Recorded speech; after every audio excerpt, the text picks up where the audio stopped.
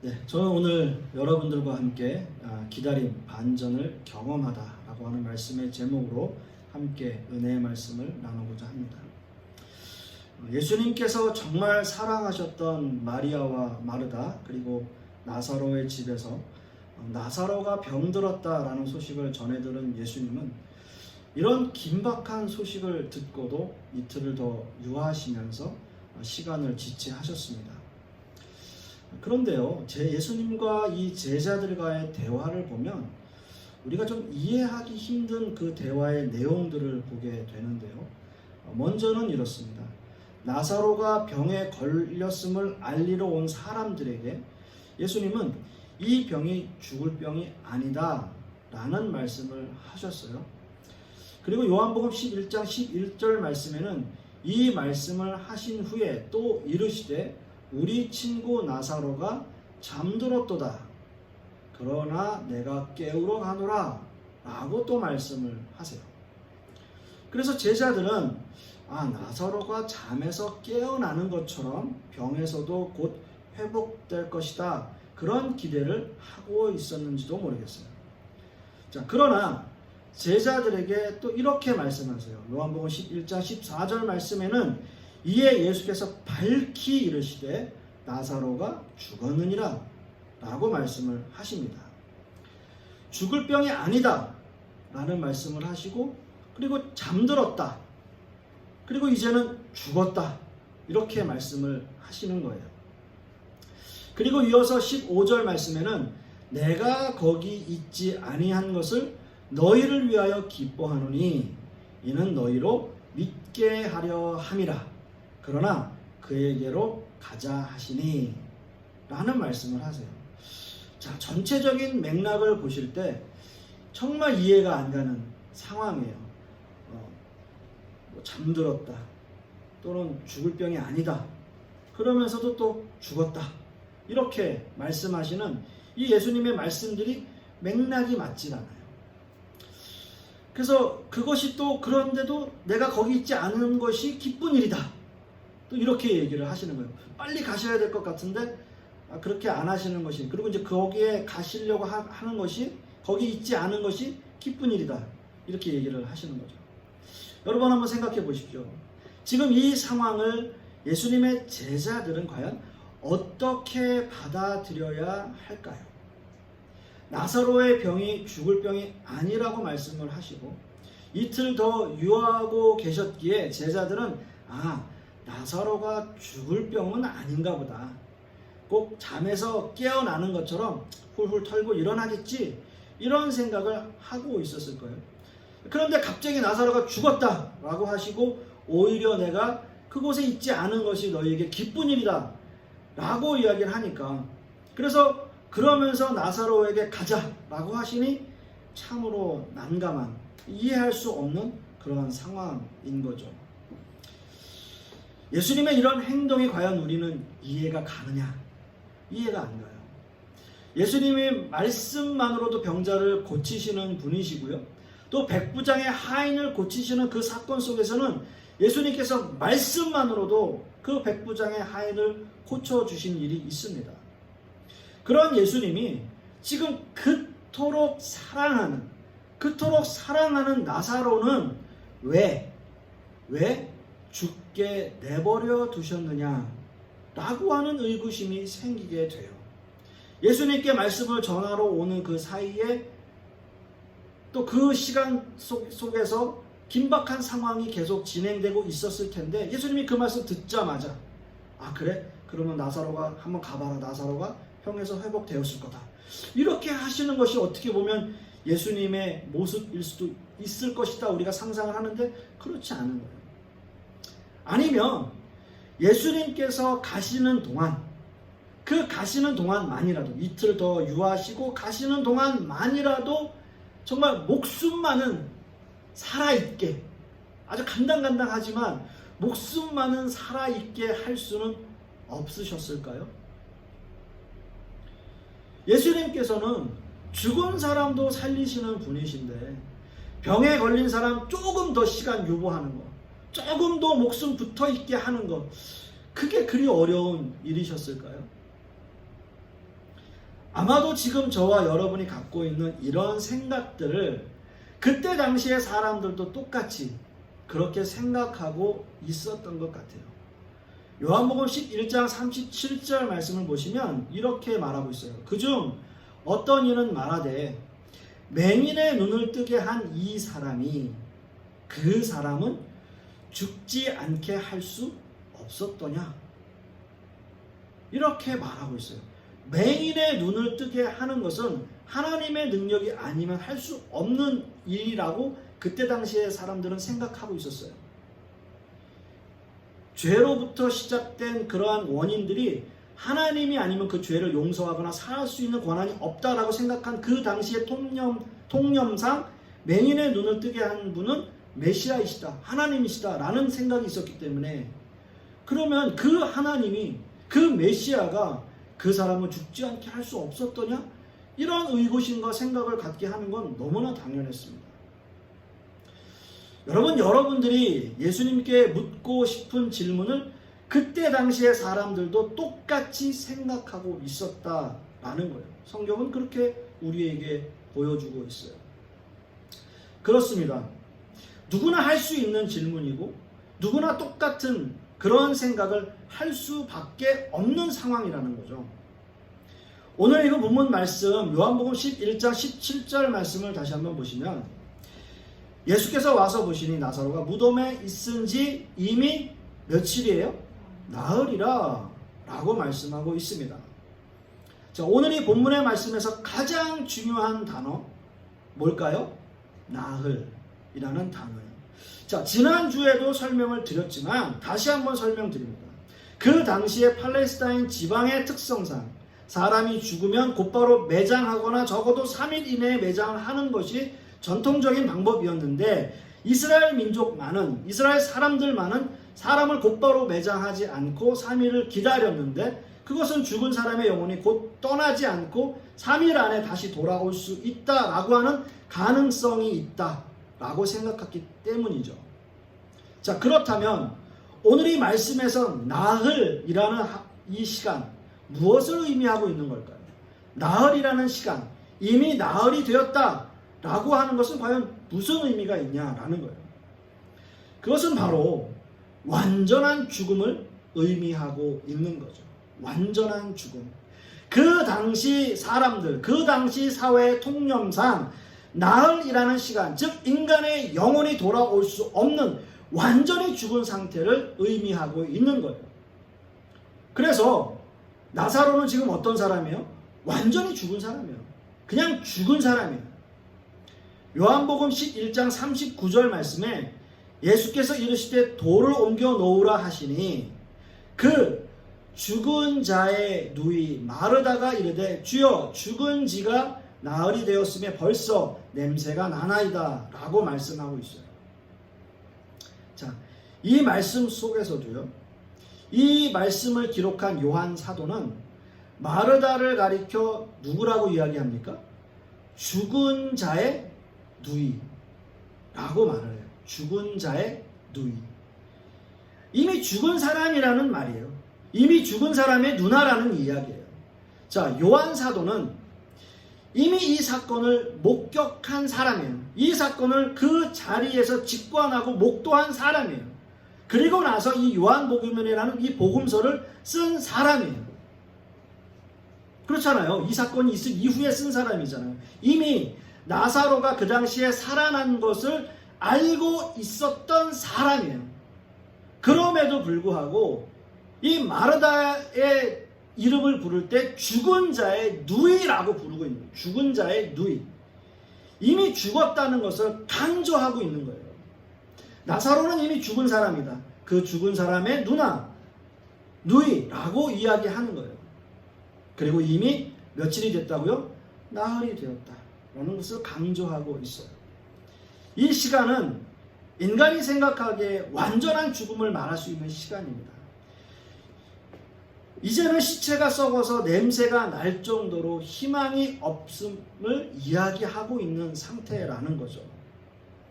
마리아와 마르다는 예수님과 굉장히 두터운 친분을 가지고 있었던 사람들이었습니다.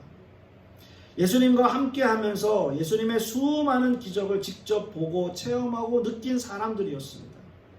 그렇기에 마르다와 마리아는 예수님과의 대화에서 이렇게 얘기할 수밖에 없었던 거예요. 예수님이 여기 계셨더라면 내 오라버니가 죽지 아니하였겠나이다 라는 다소 원망 섞인 고백을 할 수밖에 없었던 거죠.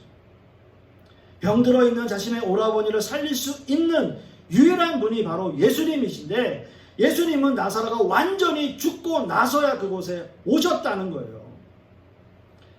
마리아와 마르다의 생각은 무엇이었을까요? 마리아와 마르다는 예수님께 무엇을 원하고 있었냐는 거죠. 너무나 뻔하지 않습니까? 병들어 있는 자신의 오라버니가 다시 일어나는 거죠. 예전에 자기들이 목격했던 것처럼, 예전에 자신들이 예수님의 모습을 봤던 것처럼 병든 사람이 일어나고 죽었던 사람이 살아나는 그러한 일들이 있었던 것처럼 자신의 오라버니도 당연히 일어날 거라고 생각했겠죠. 그래서 예수님께 간곡하게 부탁했겠죠. 예수님께서 오셔서 극적으로 그 병을 치료하는 것, 그거를 간절한 마음으로 바라고 원했을 거예요. 근데 그렇게 되지 않았어요. 죽었어요. 그래서 요한 사도도 죽은 자의 누이라고 이야기해요. 사랑하는 성도 여러분, 우리는 모두가 다 이 순간을 원해요. 나사로가 죽기 전에 예수님께서 오셨어야 된다 라는 그 생각, 아니면 병든 나사로를 그저 말씀만으로도 살리시는 그 순간, 그 모습, 그런 생각을 우리는 늘 해요. 그것을 우리의 신앙생활에도 적용하고 싶어 해요. 그리고 우리도 그러한 어떤 체험들, 경험들을 하고 싶어 해요. 저는 이 순간에 아브라함이 그 아들 이삭을 바치는 사건을 한번 생각해 보길 원합니다. 하나님은 아브라함에게 100세에 얻은 아들을 번제로 드릴 것을 요구하세요. 아브라함은 그 말씀에 순종하고 정말 아들 이삭을 번제로 바치려고 합니다. 자, 그런데 창세기 22장 11절 말씀을 보시면 여호와의 사자가 하늘에서부터 그를 불러 이르시되 아브라함아 아브라함아 하시는지라 아브라함이 이르되 내가 여기 있나이다 하매 라는 말씀을 하세요. 이 장면은 언제 우리가 이 말씀을 읽어도, 그리고 이 말씀을 가만히 눈을 감고 상상을 해보면 정말 극적일 수밖에 없어요.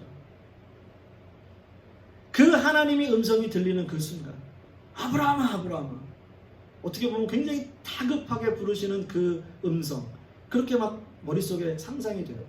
그리고 그 순간이 얼마나 감동적이에요. 우리는 신앙생활을 하면서 늘 그 순간을 고대하는 거예요. 하나님이 아브라함을 부르시는 그 순간, 그 순간이 나에게도 있었으면 좋겠다. 극적인 순간, 힘들고 어려운 일이 내게 있는데 뭔가 기적적으로 그 일들이 풀려나는 그 순간, 마치 아브라함이 칼을 들고 아들을 죽이려고 하는 그 순간에 하나님이 아브라함아 아브라함아 라고 부르시는 그 순간, 우리는 그 순간을 고대해요. 아마도 마리아와 마르다 역시 그런 생각을 했겠죠. 예수님께 사람을 보내고 예수님께 빨리 오셔서 나사로를 좀 고쳐주십시오, 그렇게 했을 때 그 나사로의 병이 회복되는 그 순간, 아니면 그 말씀을 들으시는 순간 바로 나사로의 병이 낫는 그 기적을 바랬는지도 모르겠어요. 우리 역시도 신앙생활을 하면서 늘 그런 아주 극적이고 정말 감동적인 순간의 그런 기적들을 우리는 고대하게 되죠. 아닌가요? 하지만 여러분, 아브라함과 우리가 다른 점이 있어요. 다른 점이. 똑같은 인간의 성정을 가진 아브라함이고 우리이지만, 아브라함은 정말 아들을 죽이려고 했어요. 정말 아들을 죽이려고 했어요. 근데 우리는 그런 믿음이 없어요. 그러니까 아브라함은 이삭을 죽여도 하나님이 다시 살려주시겠지 라는 믿음이 있었다는 거예요. 이미. 우리는 그렇지 못해요. 설마 하나님이 죽이시겠어? 내가 이렇게 딱 신용을 할 때 하나님이 고동아 목사야 부르시겠지. 여기서 딱 멈춰지는 거지. 우리는 그런 신용만 하는 거예요. 이것이 근본적인 차이예요. 신용만 하는 사람, 교회는 다니지만 깊이 하나님을 체험하지 못하는 사람, 교회는 다니지만 믿음이 없는 사람, 교회는 다니지만 구원의 확신이 없는 사람, 믿음이 없이 그저 기적만을 요구하는 신앙, 무늬만 크리스찬인 사람, 이것이 차이점이죠. 예수님이 나사로의 무덤까지 이르렀음에도 불구하고 예수님을 믿지 못했던 수많은 사람들처럼 말이죠. 예수님을 굳게 믿고 있었던 마리아와 마르다 역시 예수님이 나사로의 병을 낫게 해주실 것이라는 그 믿음은 있었지만 예수님이 어떻게든 어떤 방법을 써서라도 나사로를 다시 살리실 것이라는 그 믿음은 그들에게 없었다는 거예요. 우리는 이 사건이 우리가 생각하는 것보다 이 나사로가 살아나는 그 사건은 우리가 생각하는 것보다 영적인 메시지가 훨씬 더 큽니다. 상상할 수 없을 정도로 커요. 나사로의 죽음은 이미 모든 인간의 상태를 의미하고 있는 거예요. 결국 영적으로 완전히 죽어있는 인간의 절망적 상태를 비유하고 있는 거죠. 그렇게 그것을 말하고 있는 거죠. 나사로는 완전히 죽었습니다. 이 사건을 통해 예수님이 많은 사람들에게 전하고자 하는 메시지는 바로 이거예요. 인간은 어떠한 것으로도 희망이 없다라는 거예요. 죄로 말미암아 죽은 존재라는 거예요.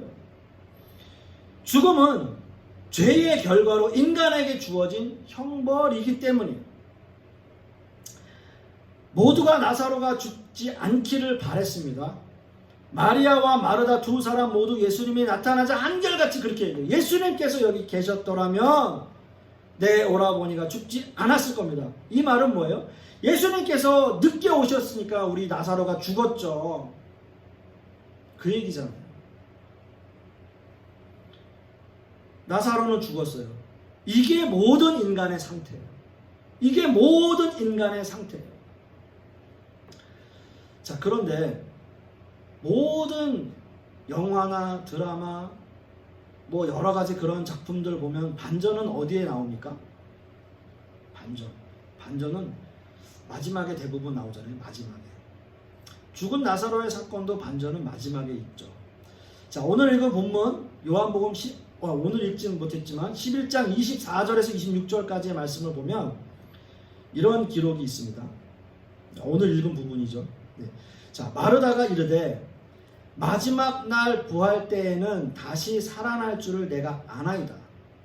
예수께서 이르시되 나는 부활이요 생명이니 나를 믿는 자는 죽어도 살겠고 무릇 살아서 나를 믿는 자는 영원히 죽지 아니하리니 이것을 네가 믿느냐? 라고 말씀하세요. 자, 우리가 믿는 기독교는 부활을 믿는 종교입니다. 자, 부활 신앙이 우리에게 없다면 지금 저와 여러분이 이 자리에 앉아있는 이것이 정말 허망한 일일 거예요. 만약 부활이 없다면 우리는 이 세상을 더 열심히 즐기며 살아야 하는 것이 너무나 당연합니다. 그렇지 않다면 우리는 너무너무 불쌍한 사람이 될 거예요. 그러나 우리 신앙의 뿌리는 부활 신앙에 있어요. 우리는 영원히 살 본향인 저 천국을 바라며 소망하며 이 세상을 살고 있기에 우리에게는 부활의 희망이 있는 겁니다. 물론 예수님 당시에 유대인들 역시 부활 신앙이 아주 뿌리 깊게 자리 잡고 있었습니다. 예수님과 마르다의 대화 속에서 부활 신앙이 드러나고 있어요. 마르다는 마지막 날에 나사로가 부활하여 다시 살 것입니다 라고 믿고 있었기 때문이에요. 이 부활 신앙은 아주 오래전부터 이스라엘 민족에게 있는 신앙이고요. 믿음의 조상 아브라함은 자신이 100세에 낳은 아들을 하나님 앞에 바치라는 명령을 받았잖아요. 하나님 앞에 바치라는 의미는 단순히 하나님 앞에 이 아이를 위해서 서원하라 라는 의미가 아니었어요. 아들 이삭을 하나님 앞에 번제로 드리는 거예요. 번제로. 번제는 제물을 하나님 앞에 태워 드리는 제사의 형식이에요. 얼마나 끔찍한 일이에요. 하나님께서는 아브라함에게 아들 이삭을 이렇게 번제로 드릴 것을 요구하십니다. 자, 이 순간 아브라함이 믿은 것은 바로 부활신앙이었습니다. 부활신앙. 이 아들을 번제로 드린다 할지라도 하나님께서 어떤 방법으로라도 다시 살리시겠지라는 믿음, 그 부활신앙이 있었다는 거죠. 자, 히브리서 11장 17절에서 19절 말씀을 보시면 이렇게 기록합니다. 아브라함은 시험을 받을 때에, 이 시험을 받을 때는 바로 그 이삭을 드리는 그 시험이에요. 믿음으로 이삭을 드렸으니 그는 약속을 받은 자로 돼 그 외아들을 드렸느니라. 그에게 이미 말씀하시기를 내 자손이라 칭할 자는 이삭으로 말미암으리라 하셨으니, 자, 이삭을 통해서 너의 자손이 이렇게 하늘의 별과 같이 바다의 모래같이 많을 것이다 라는 이미 약속을 하셨잖아요. 그러니까 그 약속을 믿고 있었던 거예요. 그러니까 이 이삭을 하나님 앞에 드린다 할지라도, 자, 그가 하나님이 능히 이삭을 죽은 자 가운데서 다시 살리실 줄로 생각한지라.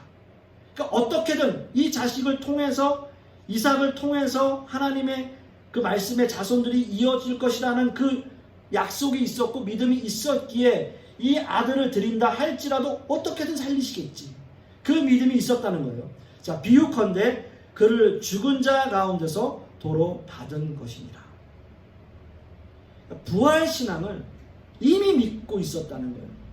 그러니까 그 아들을 통해서 자신의 자손이 흘러나갈 것을 이미 알고 있었고 약속을 받았기 때문에 내가 이 아들을 하나님 옆에 번제로 드린다 할지라도 하나님께서는 이 아들을 어떻게든 다시 살려주실 것이다 라는 믿음을 가지고 있었다는 말이에요. 자, 그래서 아브라함이 이삭을 향해 칼을 든 것이 신용만 한 것이다? 아니에요. 믿음이 있었어요. 정말 그 아들을 번제로 드린다 할지라도 어떻게든 다시 살려주실 것이라는 부활신앙을 이미 가지고 있었다는 거예요. 그 믿음이 있었다는 거예요. 그래서 아브라함은 믿음이 있었다고요. 그것이 신용을 한 게 아니라고요. 다만 하나님이 그 시간에 거기서 멈춰주신 거예요.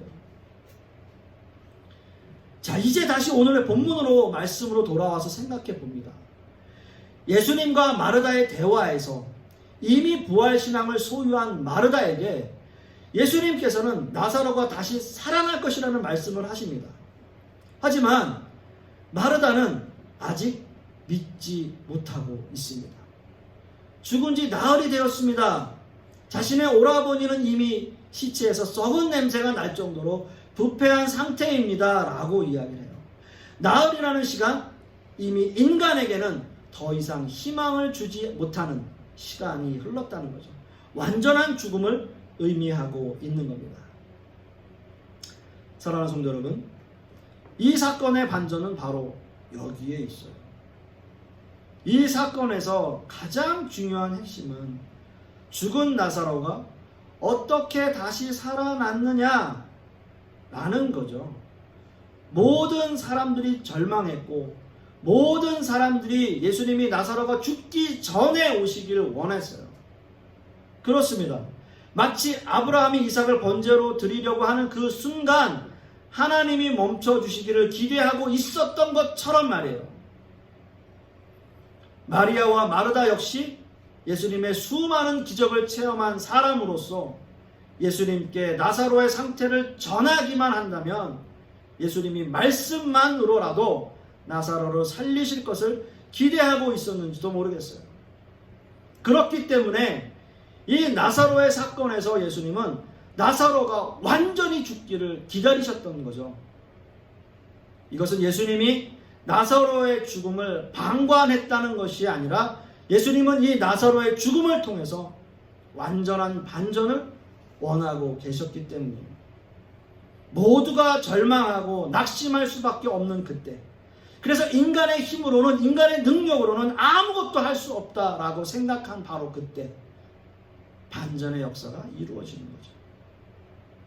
나사로가 살아나는 기적, 나사로가 살아나는 반전, 죽은 나사로가 다시 살아나는 것, 그것이 이 사건의, 이 기적의 최고의 반전일 겁니다.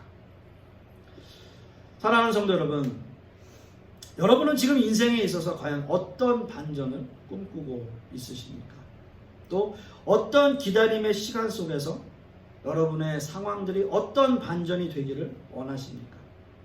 중요한 것은 나사로가 완전히 죽었던 것처럼, 또 아브라함이 아들 이삭을 바치는 데 있어서 죽이려는 신용만 한 것이 아니라 아들 이삭의 부활을 믿었던 것처럼 하나님이 우리에게 요구하시는 것은 완전히 내려놓는 거죠.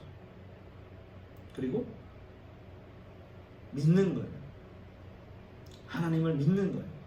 나를 완전히 내려놓고 내가 완전히 하나님 앞에 무릎 꿇고, 그래서 하나님만을 의지할 수밖에 없을 때, 하나님만을 신뢰할 수밖에 없을 때, 그때 비로소 하나님은 우리의 인생에 반전을 허락하시게 될 것입니다. 우리는 그 시간을 알 수 없어요. 우리는 기다릴 뿐이에요. 그 기다림 속에 은혜와 반전의 역사가 있음을 경험하게 될 것입니다. 이러한 은혜가 저와 여러분들에게 있기를 간절히 축원하겠습니다. 기도하겠습니다.